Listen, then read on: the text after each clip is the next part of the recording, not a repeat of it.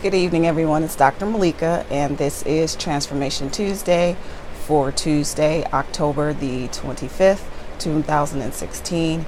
And I am glad to be back with you another week, and we are going to be continuing our series on emotional resilience. So if you haven't kept up with the things that we're talking about, how to take control of your life by starting with your emotions, then you can get to my YouTube page.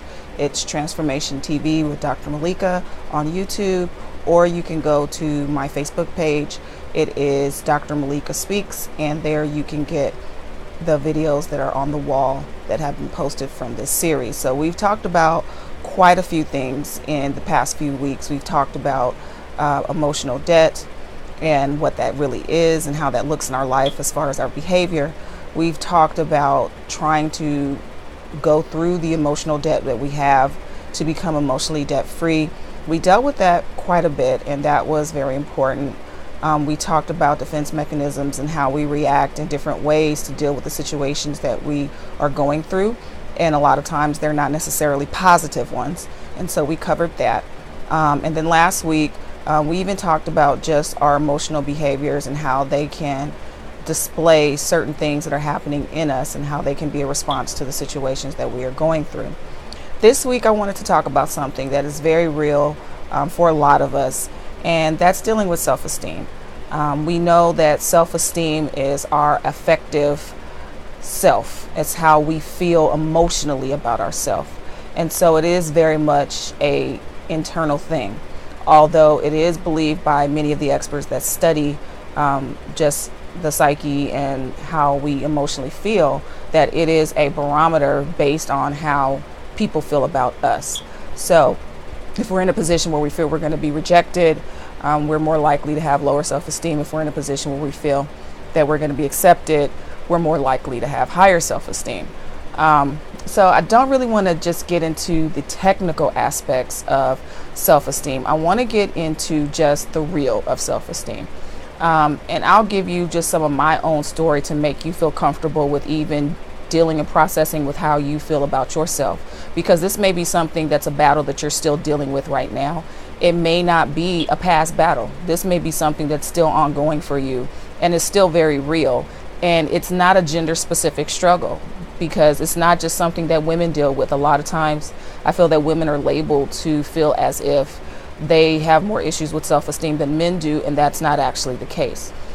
So I want to just talk about my personal perspective and then give you some tips that hopefully will help you start moving toward dealing with the esteem issues, or get yourself on the right path when it comes to your esteem issues. For me, I've always, probably since I was, middle school or right before middle school, had issues with my self-esteem, just how I viewed myself and not feeling pretty enough. And although I knew I was smart and I always had that, I felt like it wasn't something that was valued or important. And so I was focused on the wrong things. And because I was focused on the wrong thing, more external as opposed to building my internal self, it allowed me to get to a place where I felt like I was constantly going to be rejected because I didn't get the same attention as some of my other friends. And so when we go through situations where we're rejected, we go through a bad breakup, we get rejected on our job for a promotion, we get fired, we lose a friendship for whatever reason. There are times when we go through situations that leave, again, emotional debt and baggage, but that baggage weighs down in a different way to the point where we start to look at ourselves differently. And not feeling adequate enough, not feeling enough in general, will allow us to get to a place where we're carrying an emotional debt that is internally, detrimental for us as a person. So that's where the low self-esteem issue comes in. It's because you don't feel like you're worthy. You don't feel like you're enough. You don't feel like you're valuable. And you continue to walk around carrying that feeling, and you use past situations to basically confirm how you feel. So it may not necessarily be the case, but with any person that's operating off a confirmation bias, you're biased towards a position. So you use every piece of information that supports that bias to say, I told you so. This is it. See, here's another example. And that weighs out in not just only how you deal with yourself, how you value yourself, but even how you interact in your interpersonal relationships. And that can be a bad situation if you're in friendships and relationships because you're not whole for yourself and you're trying to interact and give to someone else something that you don't even have to give to yourself. So for me, it was just something that carried into my adulthood. I often wanted to feel validated in relationships, and I was seeking validation in the wrong things and placing value on the wrong things. It took me getting older to realize that being intelligent, that having, that giftedness when it came to academics and when it came to information, with having the skills that I had was important. But I could not value that, especially when you're a teenager and you're going through the changes physically in your body, and then you're also going through the changes of personality to understand who you are, what you're going to be, what's your mark on the world, why are you here. That can be challenging, and that combination of things together is so uncertain and so shaky that it's combustible. And so I had to literally get to my mid 30s before I really got to a place where I started to feel comfortable in my own skin.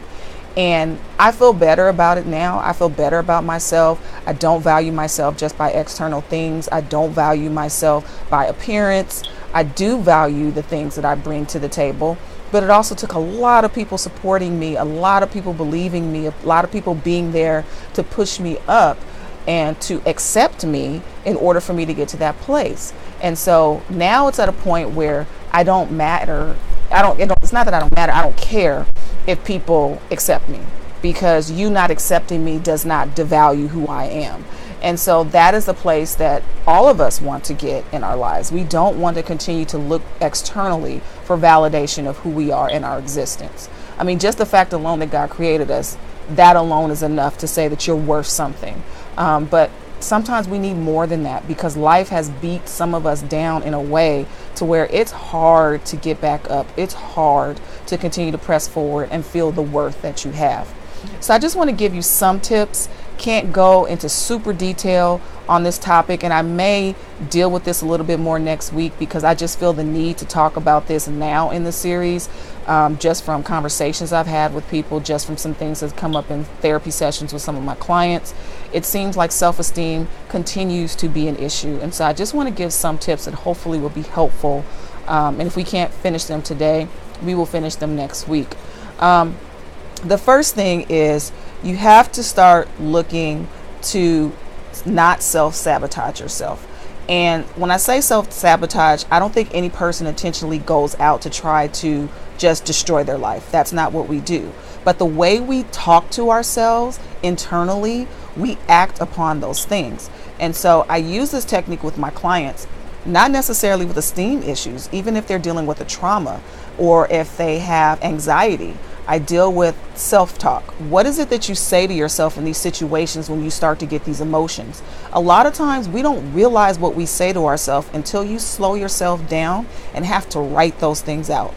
If you tell me that a particular thing makes you anxious, and I say, well, what are you saying to yourself in that moment? And you had to write that down. Being able to read that tangibly and seeing what that is can help you better rationalize your thought process in those moments. It's a very tedious process. It can take a lot of time, but it's a necessary process, and it's a process that is very effective, because sometimes being able to see what we think in our minds, tangibly written out, allows us to say, this makes no sense. The fact that I would even think this to myself and say this to myself, it doesn't make sense. So you have to get to a place where you stop self-sabotaging. You have to stop saying things to yourself that are defeatist. You have to stop saying things to yourself that are destructive and things that tear yourself down. You have to get to the place where you're starting to learn how to build yourself up and not continually looking for other people to do that. So I recommend, if self-esteem is the thing you have an issue with, I always recommend journaling. I think that journaling is probably one of the most effective tools that you can do as far as therapeutic processes. It allows you to really get things out that you may not ever be able to say, things that you may not want people to know, but it's a way for you to just pour out and really explore the things that you're feeling and going through.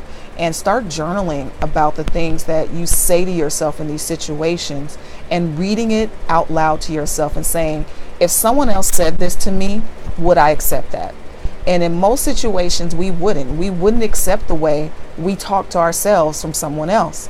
And if that's the case, start to be more rational and objective in how you think and process your emotions and your words in the different situations that you go through. The next thing I want to say is stop being an inner critic. We always say that, we want to be better, we want to do our best and be our best version of ourselves. But I think sometimes we're overcritical with every little thing. You're never going to be perfect. There is no perfect person. So the reality is that everybody has flaws, even if you think they don't. You look at people on social media, you look at people that you work with, you look at people in your families, people at your churches, organizations that you belong to, whatever it may be, and their life may seem like it's just perfect, like they don't have any struggles, but you don't know that person's journey. So just like you're so forgiving and understanding and obliging with other people, you have to be that way with yourself. Stop criticizing yourself. Believe me, there are plenty of people out there who are willing to be your critics for you. You don't need to be that person that loads the gun and gives the ammunition to bring and tear yourself down. Stop criticizing yourself. Start learning how to positively talk to yourself. And that's the next transition that I want to get into is self-appreciation. Take time every day, not once a week, not once a month. I mean, every day. Take a 2-minute self-appreciation break. Whether you do that at the end of your day, if you start your day like that, if you do it at your lunch break or one of your breaks while you're on your job, however you decide to do this, if you write it in your journal, you need to take 2 minutes to appreciate yourself for who you are. Self-appreciation is not a bad thing. You're not narcissistic for appreciating yourself. Even Freud believed that narcissism in smaller portions is necessary in order to protect yourself. It's self-protective because if you love yourself, you won't allow others to do things to you that are harmful. So you do need to love yourself and you do need to believe in yourself. So take 2 minutes to just say, I appreciate myself because I'm such a reliable worker on my job. I'm a great employee. I'm so helpful to my coworkers. Whatever it may be, I'm a great mother. I appreciate the fact that I'm so organized and I'm able to help other people organize different things. Whatever it is that you do well, and there's so many things that you do well, take time to self-appreciate yourself for 2 full minutes every day. You can do it more than once throughout the day, but I guarantee that the more you build yourself up, the more you have to dig to find something positive to say about yourself, the easier it will be for you to be able to do that. And so self-appreciation breaks are great techniques and they're very helpful.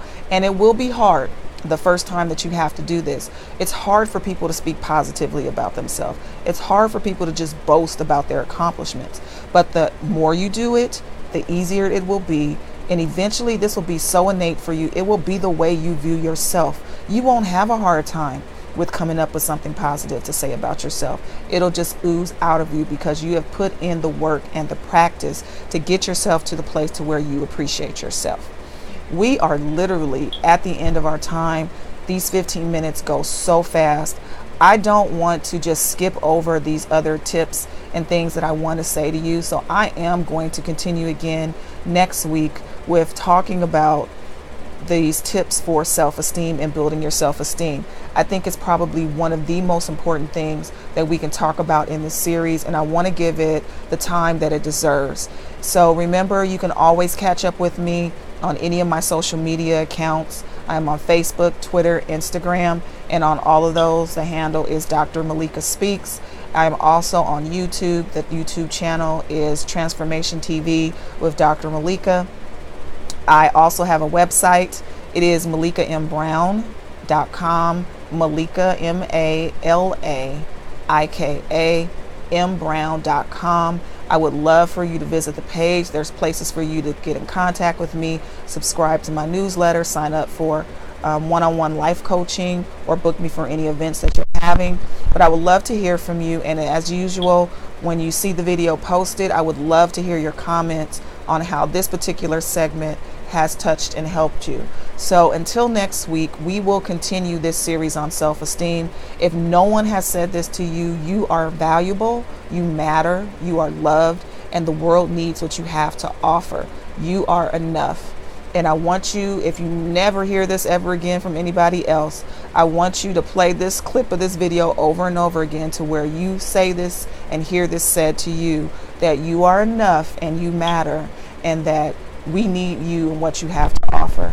God bless you, and I will see you guys next week. Have a great rest of your week.